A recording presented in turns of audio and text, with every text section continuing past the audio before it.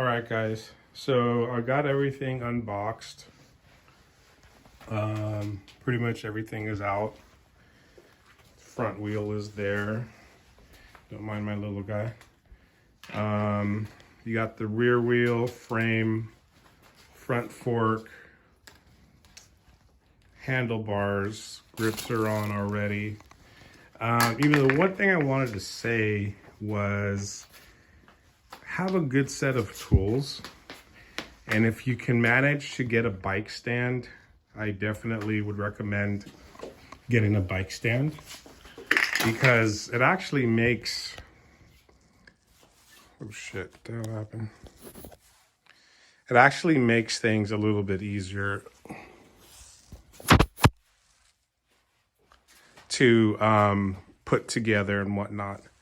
My screen is kind of blurry here, hold on.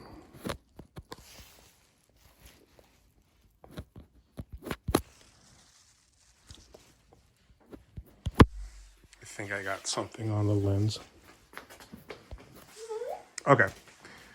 So yeah, if you can afford or if you can manage to get a bike stand and you have the space in your house or your apartment or wherever you live, definitely it's worth investing in. I've had this one for a few years. It's a Pro G3. It's not the top of the line. It is a Spin Doctor stand, but it definitely beats putting together a bike off the floor and you have everything accessible to you at your reach.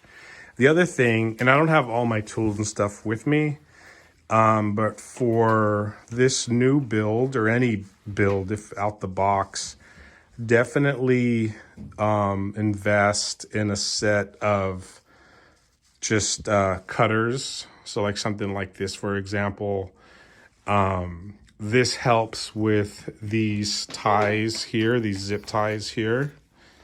And I know a lot of the guys too mention it in other videos, but yeah, definitely be careful as you're cutting those zip ties.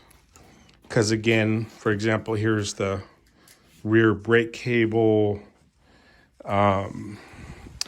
You'll have the front wheel attached to here, and it's tied onto here. Here's the frame that's protecting the frame. So then here's the front fork. You can see another zip tie here. So definitely have the tools. Invest in the tools. You don't have to go super expensive. You can, if it comes down to it, if you have a Harbor Freight in your area, if you guys know what store that is, they have super inexpensive tools. Maybe not the best tools, but in a bind, they'll do. And having the right tool, he really likes this bike. Having the right tool definitely will help with the assembly and repairs. So again, there's the front wheel. You can see it's anodized. That's the bearings, right? Like sealed bearings, as my little demonstrator shows. It's a pretty nice bike. It's a pretty nice bike. The other thing I wanted to show you, and shout out to Ride Out Supply, because that's where I ordered this bike. They did send me a little sticker bag with some bands, and it looks like a keychain, which is really cool. Red stickers, that's very awesome. So thank you to Maddie, I appreciate that. And continuing, here's the seat. It's actually a really nice seat. The material is like really soft. It's actually a lot nicer than what I was kind of expecting. And of course, you have the rear bottle opener back there. Pedals are your standard BMX SE bike pedals. These will probably get swapped out. Not to knock these, because actually I've had these on a couple of other bikes that I have, and they are pretty good pedals. They're strong, stronger definitely than the plastic. Pretty durable. I've swapped out. I've had the silver ones and these black ones, and on different builds that I have, bike builds that I have, I've had them on. So yeah, I mean, they're definitely, not to knock them, but they are actually pretty good pedals. I do like the Donuts 45 Years of Radness. Shout out to Todd Lyons.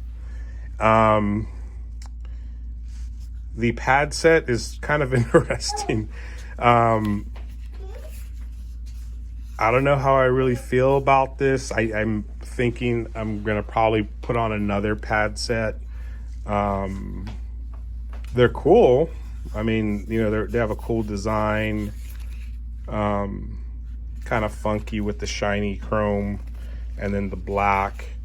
You know, I think some of you guys will probably really like these. Some of you guys may not. So it's really a matter of personal preference. And then the pegs. And yeah, that's about it for here. Let me continue putting this together, and then I'll see you in the next video.